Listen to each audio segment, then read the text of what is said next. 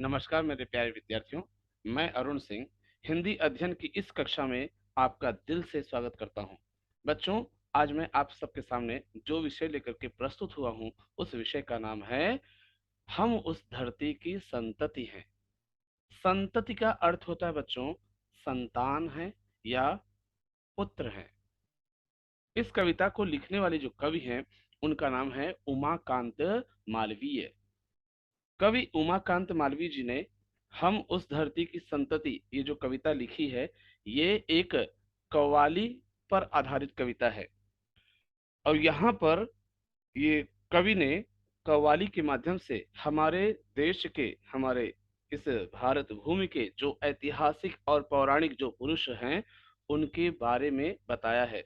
यहाँ पर कवि ने कव्वाली के माध्यम से दो दलों की जो नोक झोंक है उसको प्रस्तुत करते हुए शूरवीर, पराक्रमी, बहादुर, ऐतिहासिक स्त्री पुरुष के पात्रों का वर्णन किया है। यहाँ पर दो दल कौन से हैं? एक दल है लड़कों का और दूसरा दल है लड़कियों का। इन दोनों में कव्वाली के माध्यम से नोक झोंक हो रही है। लड़कों का समूह जो है, लड़कों का जो दल है वो अपने लोगों की तारीफ करता है और लड़कियों का जो दल है वो अपने लोगों की तारीफ के पुल बांधती हैं। कवि यहाँ पर स्त्री पुरुष को भारत माता के रथ के दो पहिए बताया है। पहला पहिया है स्त्री और दूसरा पहिया है पुरुष। तो कहने का तात्पर्य क्या है कि स्त्री पुरुष के बगैर ये समाज की जो गाड़ी है चलने वाली नहीं है, क्योंकि ये दोनों एक ही सिक्के के दो पहलू हैं। तो आइए हम कविता की शुरुआत करते हैं जो कि ये पूरी तरह से कव्वाली पर आधारित है। चलिए कविता की शुरुआत करते हैं। यहाँ पे जो पहला जो दल है वो है लड़कों का दल। लड़कों का दल जो है अपने लोगों की तारीफ के पुल बांध रहे हैं। कैसे? यहाँ पे कविता के माध्यम से हम देखते हैं और समझते हैं। कहते हैं हम उस धरती के लड़के हैं, जिस धरती की बातें क्या कहिए, अज क्या कहिए हाँ क्या कहिए, अज क्या कहिए हाँ क्या कहिए।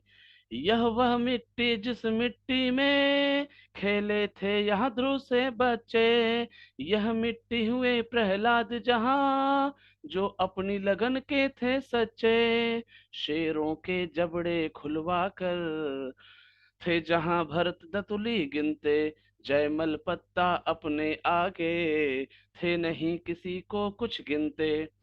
बच्चों यहाँ पर न लड़कों का जो दल है वो अपने लोगों की तारीफों के पुल बांध रहा है। यहाँ पे पहला जो नाम है वो है ध्रुव का। आपके सामने यहाँ पे चित्र में ध्रुव दिखाई दे रहे हैं जो कि एक विष्णु भक्त थे। ध्रुव जो थे एक महान राजा उत्तानपाद थे, उनके बेटे थे। 7 और 8 साल की उम्र में ही इन्होंने अपने राजमहल को त्याग करके मधुबन के बीहड़ जंगलों में जाकर के भगवान विष्णु की आराधना करने लगे। और जब उनकी आराधना से उनकी तपस्या से विष्णु भगवान खुश हुए तो उन्होंने आकर के उनके सामने उपस्थित होकर के कहा कि ध्रुव, तुम्हारे लिए ये संसार नहीं है, ये मानव संसार से तुम्हें हट करके मैं ऐसे संसार में तुम्हें स्थापित करूंगा जहां पर हमेशा तुम्हारी आभा जो है चमक है हमेशा बनी रहेगी। इसलिए ध्रुव को विष्णु भगवान ने आसमान में तारों के बीच स्थापित कर दिया, एक ध्रुव तारा के रूप में। और आज देखिए ये ध्रुव तारा तारों में सबसे ज्यादा चमकीला तारा है। तो ये वही ध्रुव हैं, उत्तानपाद के पुत्र विष्णु भक्त। दूसरा नाम आपके सामने बच्चों प्रहलाद। प्रहलाद जो थे वो हिरण्यकश्यप के पुत्र थे। हिरण्यकश्यप एक राक्षस थे और इस राक्षस के घर में एक विष्णु भक्त पैदा हुआ था। और 2 साल की अवस्था से ही प्रहलाद ने विष्णु की तपस्या करनी शुरू कर दी थी, आराधना करनी शुरू कर दी थी। विष्णु और हिरण्यकश्यप आपस में शत्रु थे, दुश्मन थे, क्योंकि विष्णु भगवान ने हिरण्यकश्यप के भाई हिरण्या का वध किया था। इसलिए विष्णु का नाम लेने वाले व्यक्ति को हिरण्यकश्यप दंडित करता था, उन पर तरह तरह के जुल्म ढाता था। इसलिए विष्णु के ये भक्त पर, प्रहलाद पर उसने अपने बेटे पर ही तरह तरह के जुल्म ढाए। इतना ही नहीं, उसने अपनी बहन होलिका को बुला करके कहा कि अग्नि में इसको अपने गोद में लेकर के बैठ जाओ ताकि इसकी मौत हो जाए, ये नष्ट हो जाए उस अग्नि में। कहते हैं ना, जाको राखे साइयां मार सके ना कोई, बाल नबा कह कर सके जो जग बैरी होए। तो जिसकी रक्षा भगवान विष्णु कर रहे थे उसका कोई हानि पहुंचा सकता है क्या?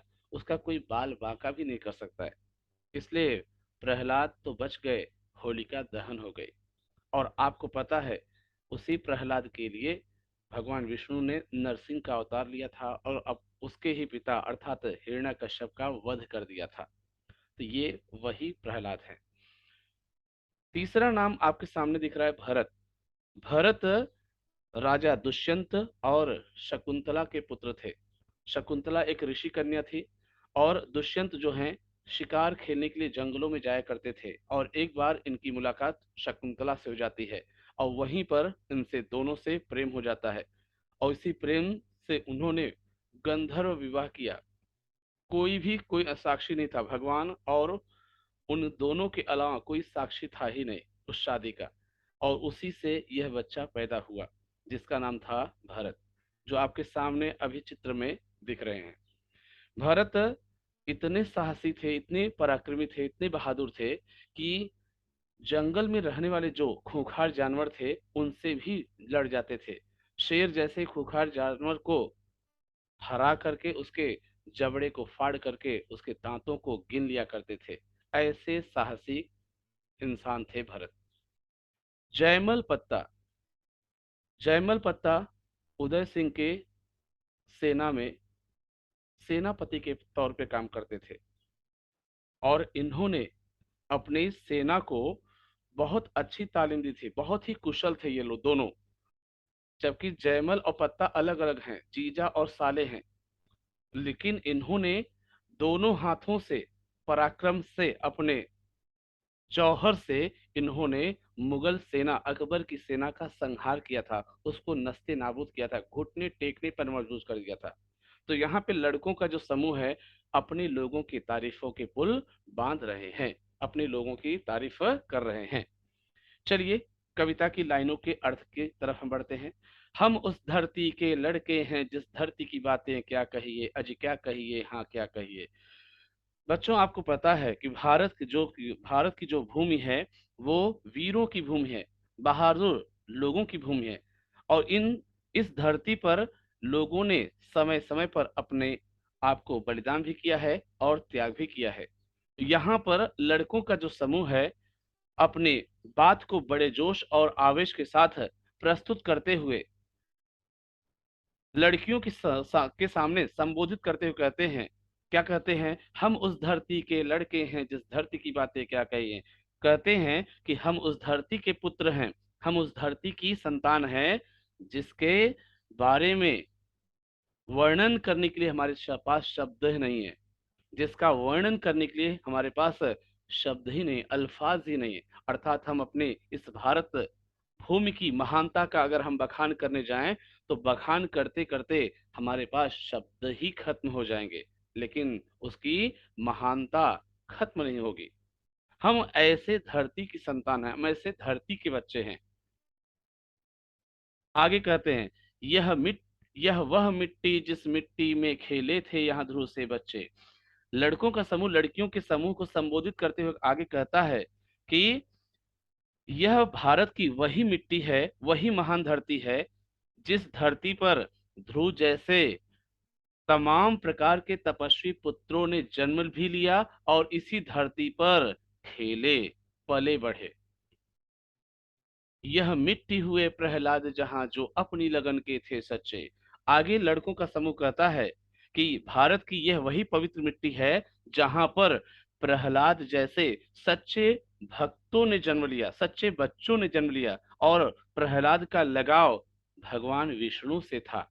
वो अपने लगन के, अपने प्रेम के सच्चे थे और उनका प्रेम भगवान विष्णु से था। शेरों के जबड़े खुलवा कर थे जहां भरत दतुली गिनते।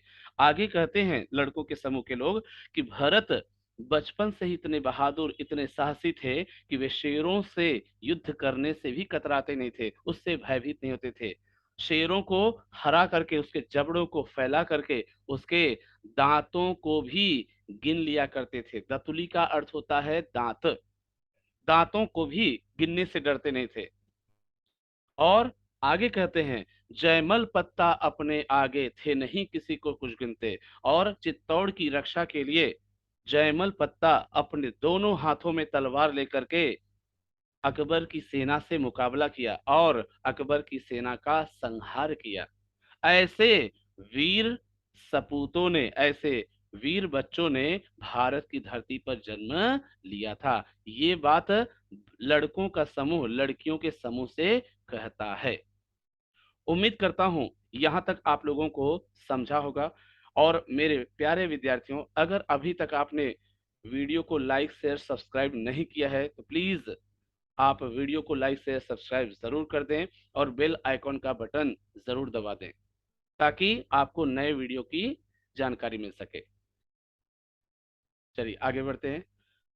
आखिरी दो लाइनों में लड़कों का समूह आगे कहता है, इस कारण हम तुमसे बढ़कर हम सबके आगे चुप रहिए, अज चुप रहिए, हाँ चुप रहिए, हम उस धरती के लड़के हैं। लड़कों का समूह लड़कियों के समूह के सामने आगे अपनी बात को स्पष्ट करते हुए कहते हैं, क्या कहते हैं, इस कारण हम तुमसे बढ़कर हम सबके आगे चुप रहिए। बढ़कर मतलब होता है महान। लड़कों का समूह अपनी बात को स्पष्ट करते हुए कहते हैं कि हे लड़कियों, हम तुम लड़कियों से ज्यादा महान हैं। हम लड़कों के आगे, लड़कियों आप चुप रहिए, अरे हे लड़कियों चुप रहिए, क्योंकि हम इस धरती के वीर और बहादुर बच्चे हैं, वीर संतान हैं, बहादुर संतान हैं। यही बात लड़कों के समूह के लोग लड़कियों के समूह के लोग के सामने कहते हैं। और इसके बाद लड़कियां अपनी बात कहती हैं, कैसे, वो हम अगले स्लाइड पर देखते हैं। क्या कहती हैं लड़कियां, बातों का जनाब शहूर नहीं, शेखी न बघारे, हाँ चुप रहिए। बातों का जनाब शहूर नहीं, शेखी न बघारे, हाँ चुप रहिए। हम उस धरती की लड़की हैं, जिस धरती की बातें क्या कहिए, अज क्या कहिए, हाँ क्या कहिए, अज क्या कहिए, हाँ क्या कहिए।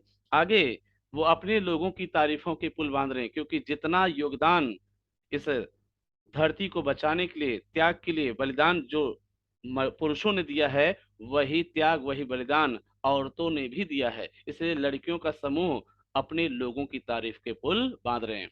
अब आगे कहती हैं, जिस मिट्टी में लक्ष्मी बाई जी जन्मी थी झांसी की रानी, रजिया सुल्ताना दुर्गावती जो खूब लड़ी थी मर्दानी, जन्मी थी बीवी चांद जहां, पद्मिनी के जौहर की ज्वाला, सीता सावित्री की धरती, जन्मी ऐसी ऐसी बाला, गरडिंग जनाब उड़ाएंगे तो मजबूरन ताने सहिए, ताने सहिए ताने सहिए। हम उस धरती की लड़की हैं, जिस धरती की बातें क्या कहिए, हाँ क्या कहिए, हाँ क्या कहिए।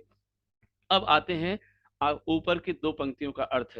यहाँ पे शहूर का मतलब होता है तरीका, शेखी बघारना का अर्थ होता है खुद की प्रशंसा करना, स्वयं अपनी प्रशंसा करना। और डींगे मारना का अर्थ होता है बड़ी बड़ी बातें करना। आइए दोनों लाइनों का अर्थ देखते हैं। बातों का जनाब शहूर नहीं, शेखी न बघारे, हाँ चुप रहिए। हम उस धरती की लड़की हैं, जिस धरती की बातें क्या कहिए। जैसे बच्चों आपको पता है कि भारत वीरों की भूमि है, त्याग और बलिदान की भूमि है, उसी प्रकार भारत जो है वीरंगनाओं की भी धरती है, वीरंगनाओं की भी भूमि है। इस बात को ध्यान में रखते हुए बड़े जोश और आवेश के साथ में भारत माता की ये लाडली कन्याएं लड़कों को संबोधित करते हुए कहती हैं, क्या बातों का जनाब शहूर नहीं, कि आप सिर्फ बातें करने में ही माहिर हो, आप लोगों के पास बात करने का कोई ढंग नहीं है। यानी आप लोगों को बात करने का तरीका पता नहीं है कि लड़कियों से कैसे बात की जाती है। अब आप अपने मुख से अपनी खुद की प्रशंसा मत कीजिए, अपनी खुद की शेखी मत बखारिए, चुप हो जाइए। आगे कहती हैं, हम उस धरती की लड़की हैं जिस धरती की बातें क्या कहें। लड़कियां कहती हैं, अब हमारे बारे में सुनिए, हम उस धरती की कन्याएं हैं, हम उस धरती की वीर कन्याएं हैं जिसका वर्णन करने के लिए हमारे पास शब्द नहीं है, जिसके बारे में क्या कहना। अर्थात अगर हम इस धरती की प्रशंसा करने जाएं तो प्रशंसा करने के लिए शब्द भी कम पड़ जाएंगे। इसलिए हम भी इसी धरती की वीर कन्याएं हैं। आगे देखिए, लड़कियां चुप नहीं रहती हैं, अपनी बात आगे स्पष्ट करती हैं। जिस मिट्टी में लक्ष्मीबाई जी जन्मी थी, झांसी की रानी रजिया सुल्ताना दुर्गावती जो खूब लड़ी थी मर्दानी। अगर हम बात करें रानी लक्ष्मीबाई के बारे में, तो रानी लक्ष्मीबाई ने कहा था कि मैं मर जाऊंगी लेकिन झांसी नहीं दूंगी। अंग्रेजों के खिलाफ वह लड़ते लड़ते मर गई, लेकिन उन्होंने जीते जी झांसी अंग्रेजों को नहीं दिया। अगर हम बात करें रजिया सुल्ताना की, तो रजिया सुल्ताना जो थी, दिल्ली की गद्दी पर बैठने वाली पहली महिला थी। और अपनी सभाओं में जब भी जाती थी तो मुंह खोल करके जाती थी, क्योंकि मुगल शासन में औरतें हमेशा मुख पर नकाब डाल कर चलती थी, लेकिन रजिया सुल्ताना जब वहां की गद्दी पर बैठी तो हमेशा सभा में मुंह खोल करके जाती थी। और बहुत ही बहादुर औरत थी, बहुत ही बहादुर थी, क्योंकि तीरंदाजी चलाना, तलवारबाजी करना, घुड़सवारी करना, ये उनका शौक था। अगर हम बात करें दुर्गावती की, तो दुर्गावती गोंडवाना रियासत की रानी थे।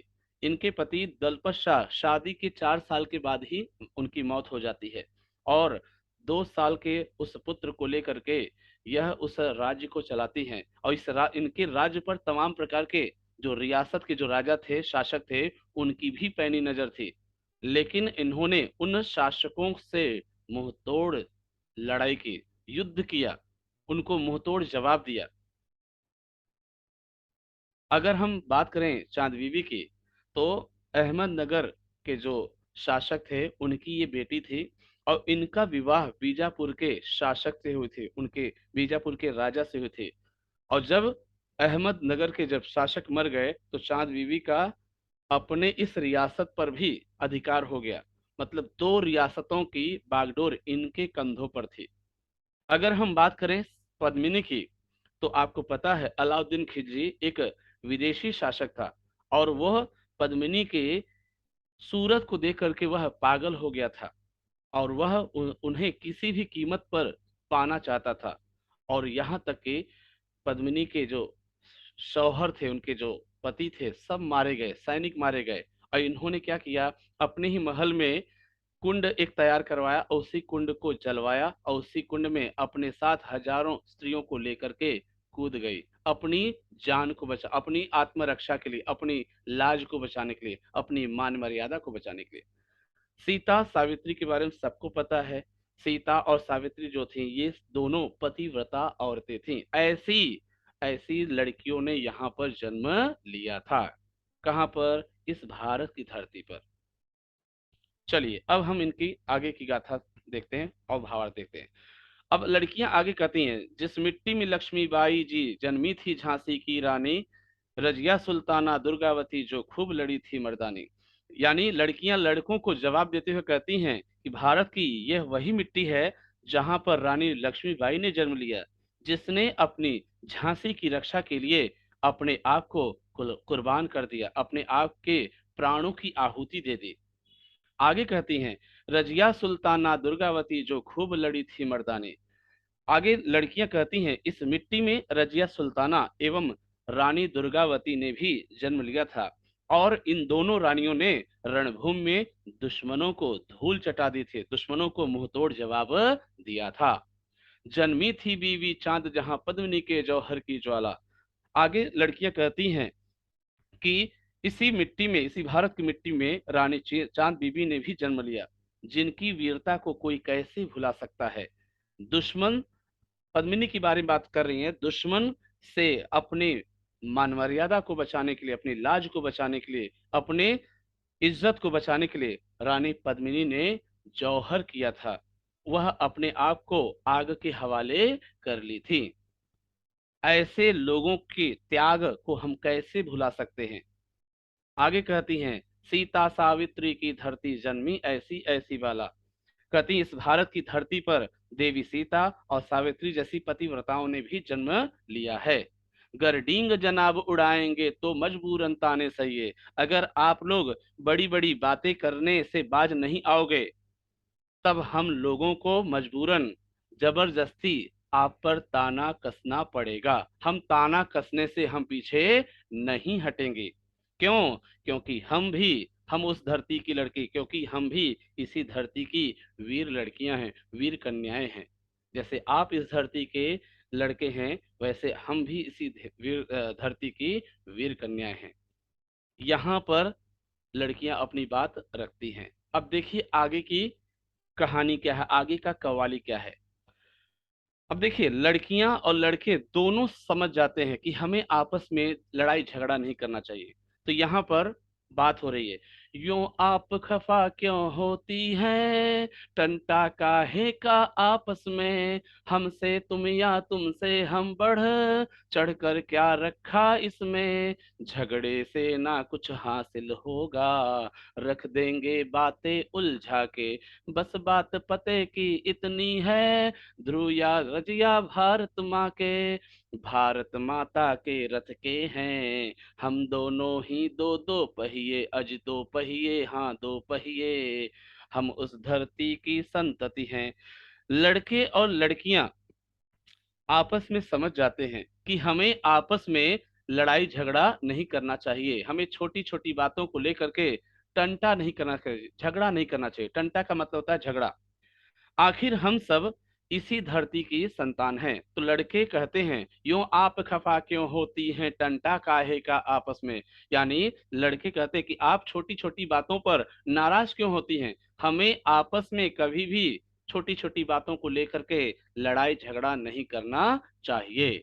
हमसे तुम या तुमसे हम बढ़ चढ़ कर क्या रखा इसमें। यानी लड़कों का समूह लड़कियों से कहता है कि अगर हम कहें हम महान हैं और तुम कहो तुम महान हो, इन सब बातों में कुछ भी रखा नहीं है।